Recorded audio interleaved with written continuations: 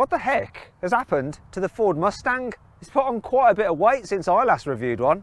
Yeah, I know, I'm just being stupid. This is the new Ford Mustang Mach-E. It is Ford's new electric car.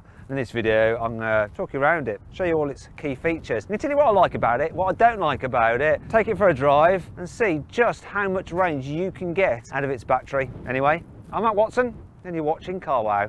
Buying a new car? Then head to Carwow and my team will help you find your next car at a fair price. Carwow, your one-stop car buying comparison site. Let's start this video by talking about the price. This new Ford Mustang Mach-E starts from just over £40,000, and because of that it doesn't qualify for the government's plug-in grant for hybrids and EVs. Still, you can save just over £500 off one through Carwow. Not a huge saving, I know, but this car is brand new. As it gets older, the discounts will increase, no doubt. And if you want to check out the best savings right now on new cars, click on the pop-out banner up there in the top right-hand corner of the screen, or follow the link below the video to go to Carwow. Alternatively, after this video, you can just simply Google "Help Me Carwow," and my team and I will help you choose the right car for you and get it for a fair price from one of our trusted dealers. Now let's talk about the design of this car, because it is linked to the price. You see, what I think happened is the Ford's executives said to their engineers, listen guys, we need to get and build an electric car and we should make it an SUV because everyone wants an SUV. Then the engineers went away, they did some maths and came back and goes, okay, yeah, we can do that, but the car, we're going to need to sell it for £40,000. And the execs will have been like, oh my God, who is going to pay from £40,000 for a Ford electric car? It's supposed to be affordable. Oh, I know what we should do. We should make it a premium model. And to do that, let's call it a Mustang, because people are willing to pay extra for a Mustang. And let's make it look a little bit like the Mustang Coupe. Let's trade on our heritage. And here we have the finished car. It has a sort of coupe-like, steeply raked rear window. These lights are just like those on the Mustang Coupe. You have the big pony badge there. No Ford badges on this car. Very interesting. Sort of Mustangy from the back, but rather tall and fat. From the side, you can really see the Mustang influence. If you were to just cut the car off there, that sloping roof line looks very sporty, but then obviously you've got this expansive body and quite a raised ride height for your SUV. Now, one of the tricks that Ford has done is by having this two-tone roof section here. So it makes it look a lot more coupe-like, whereas actually the roof is much higher than you think. Very clever design feature, and hopefully it'll mean that the space in the back seats is quite reasonable. I personally like the look of this car. Lewis behind the camera. What do you think, Lewis? I don't like it. You don't like it? I don't know why. I'll tell you what's not so good though. As standard, you get 18-inch alloy wheels, and they look a bit puny, don't they? If you get the high-spec versions, you get 19 inches, which I still think might be a little bit too small for a car of this size. But yeah, personally, I do like the look of it. Lewis is wrong. Here at the front, the long sculptured bonnet is very Mustangy, as are the headlamps and the shape of the grille, and of course the big pony badge, yet again, here on the front. Less Mustangy, fake vents round this central blanked out grille, and the fact that you have vents lower down which can open and close depending on whether the electrical system needs cooling or not.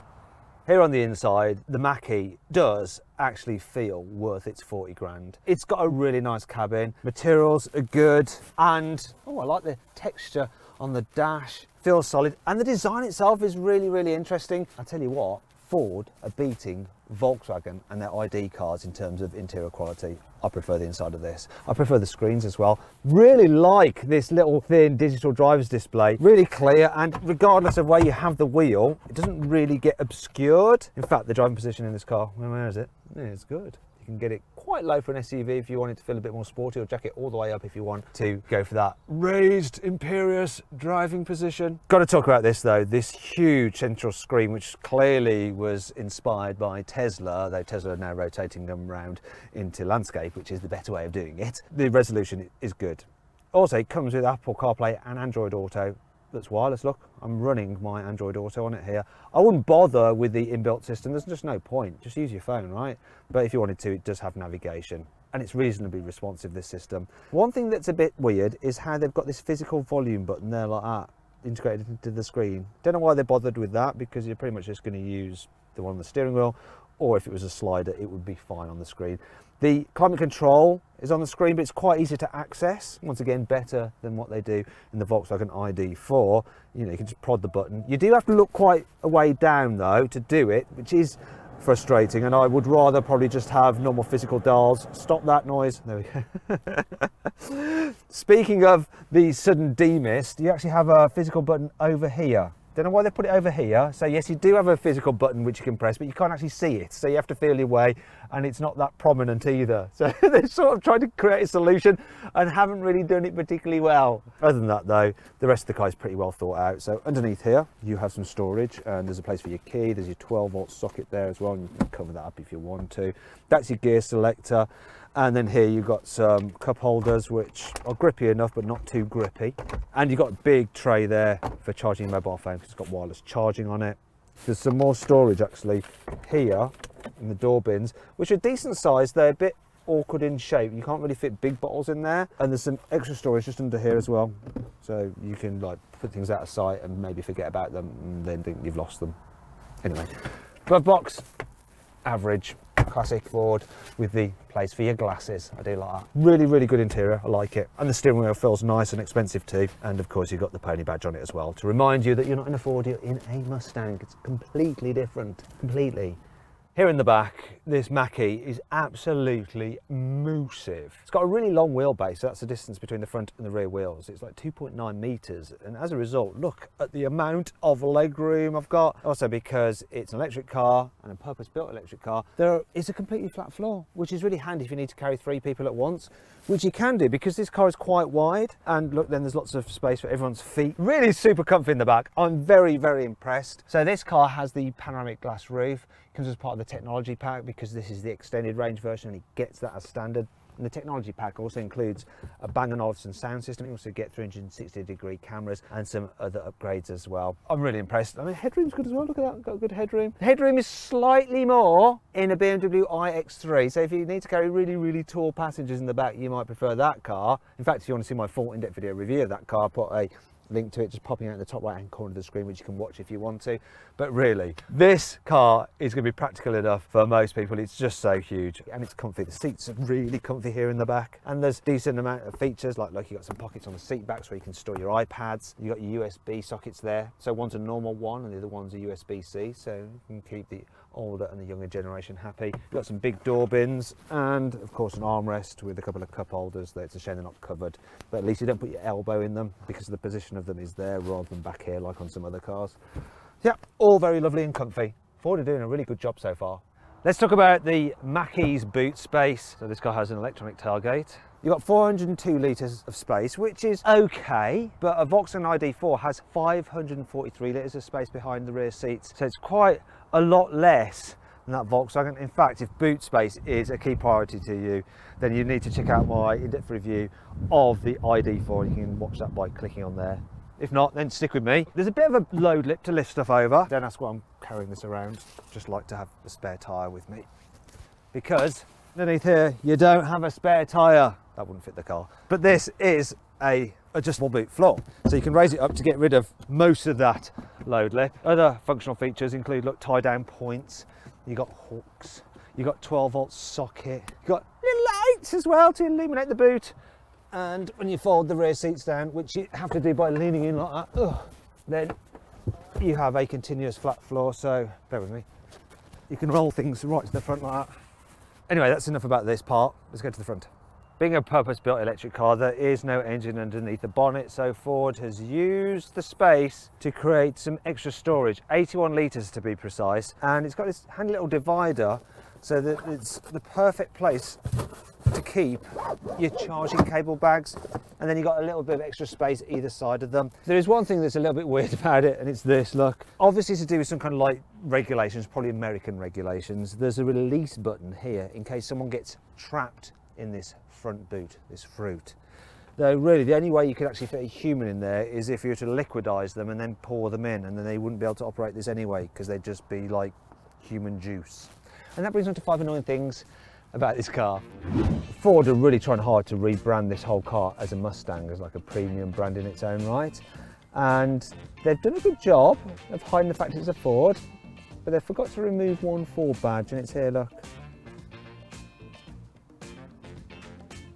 Don't go! If you actually own a pony to go with your pony car you might want to tow, and this car isn't particularly great for towing. The maximum towing capacity is only 750 kilos. Whenever you turn the car off, you get this annoying bonging and message. Look. Alarm system, turn off motion sensors, don't care about that. Check rear seats for occupants. Now admittedly there is the cameraman in the back, but even if he's not there, it will still ask that question. It's like, what, I'm going to forget my kids? Oh, sorry, forgot you there. For some reason Ford has completely over lubricated the boot release mechanism. I mean, look at it, it's covered in Vaseline. It's like it's been to some kind of weird chemsex party. Ugh. I've actually got it everywhere. It's all over my trousers and over my hands now. The interior door releases are a little bit odd. So there's this lever here that you have to pull on, and you end up doing it with your 2 fingers, and it's really quite stiff. So you sort of get a workout in your fingers, which means you're either going to end up with RSI or really, really strong fingers. Sorry. And that brings me on to 5 cool things about the Mach-E, because the exterior door releases are pretty clever. Look, so you just press this button here and the door opens, and if you don't want to use your key, there's actually a PIN code facility there, so you can just put in a number and it'll open the door for you. I'm not entirely sure why they have these little handles for you to tug on, because actually all you have to do is this, press the button and you just open the door like that, which is how they have it on the back. Look, just press the button, open the door, no problem. In fact, I might try and remove these. I wonder if it will come off. Will I affect the car's warranty if I do this? Anyway, let's move on. When you press the start button to go driving, the car emits this noise, which is a little bit like the tension building sound effect they use on the game show Who Wants to Be a Millionaire, when the contestant has just been asked whether it's their final answer. Have a listen to this. Is that your final answer? It's my final answer. This car's a really nice solution for the load cover. It's a really nice, easy to use and remove piece of fabric, so you're not having to like lug it about, and it fits underneath here like so. If you have the technology pack with the Bang & Olufsen sound system, you then get a sound bar which is built into the front dash. Very high tech. There are various elements on this car which really do feel premium and quite un-Ford-like. For instance, to release the bonnet, a bit like a BMW, you can do it just by double tugging the lever inside the cabin. There is no extra thing that you have to release here, look. Superb. We've also got heavy duty gas struts, and I love the fact that when you do open the bonnet, you're greeted by this big pony badge. Let's talk about motors, batteries and all that kind of stuff. So you can get different versions of the Mach-E. You can either have a rear drive version with a single motor or a 4-wheel drive version with dual motors, and you can have 2 different sizes of battery pack.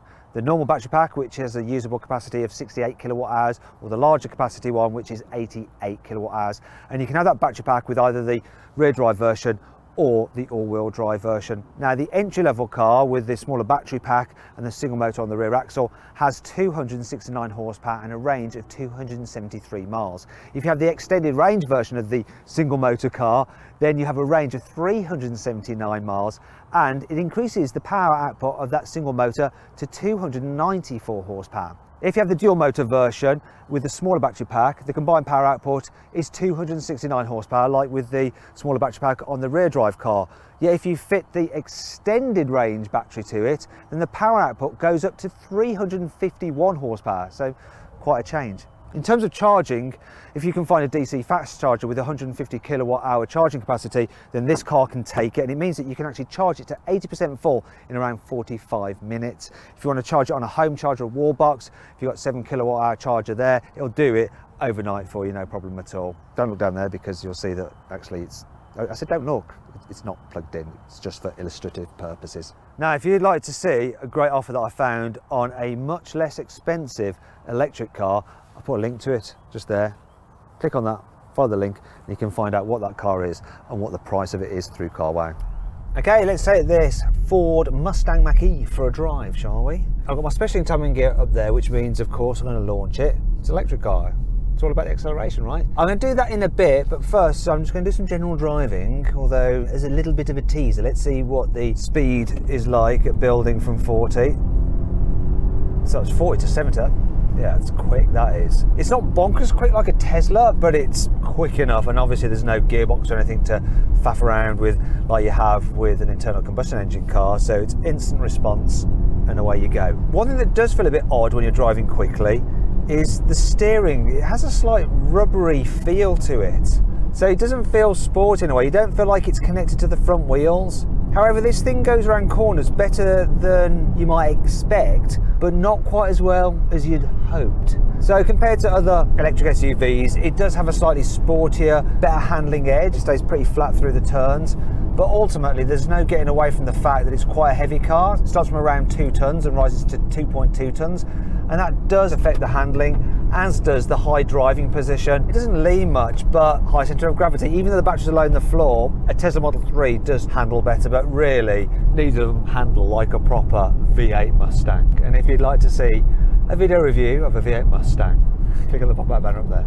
Anyway, back to this electric car, because that raised driving position does mean that when you're going about your daily business in town, you've got a good view out. The only slight problem I have is this A-pillar creates quite a blind spot. Those door mirrors, they're just a little bit small and a bit droopy. They look a bit sad, and the view out the back window isn't that amazing for a tall car because of the angle of that rear piece of glass to make it look sporty.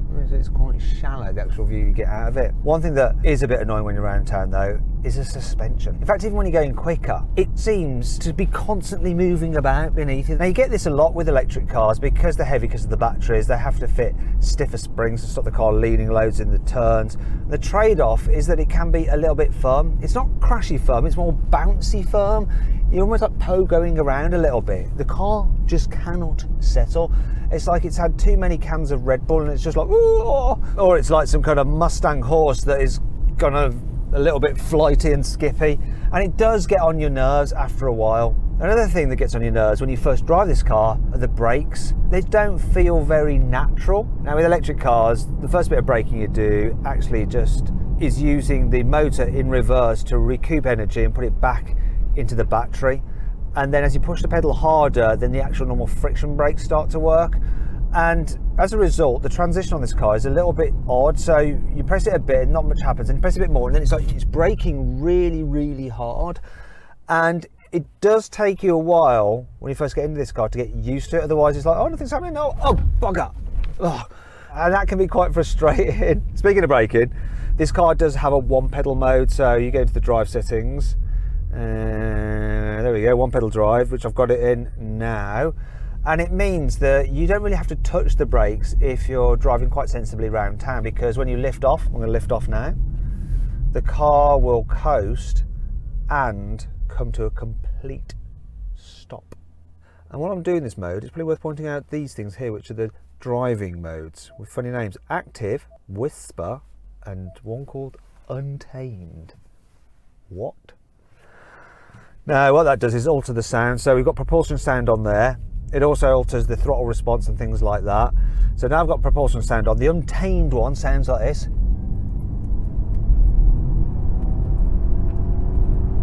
Kind of like a sound. Whisper, obviously,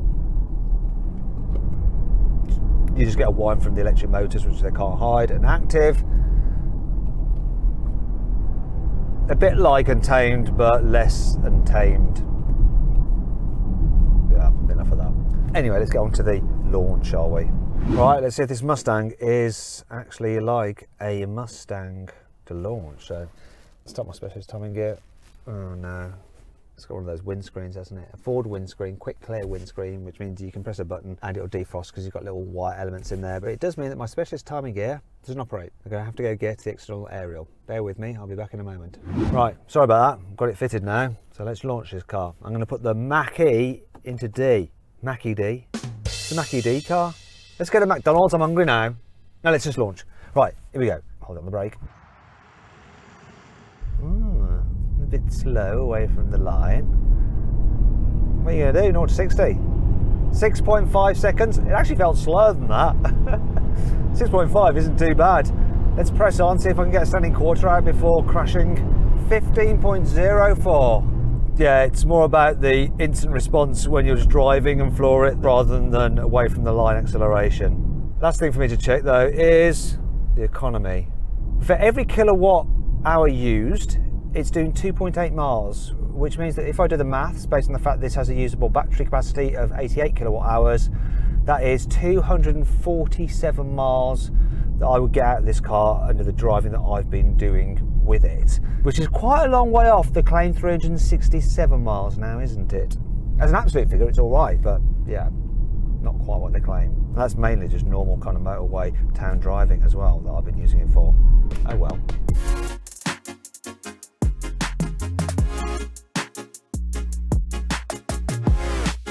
So then, what's my final verdict on the new Ford Mustang Mach-E? Should you avoid it? Should you consider it? Should you shortlist it? Or should you just go right ahead and buy it? Well, I reckon you should shortlist the Mach-E. It really is a good looking and premium feeling electric SUV.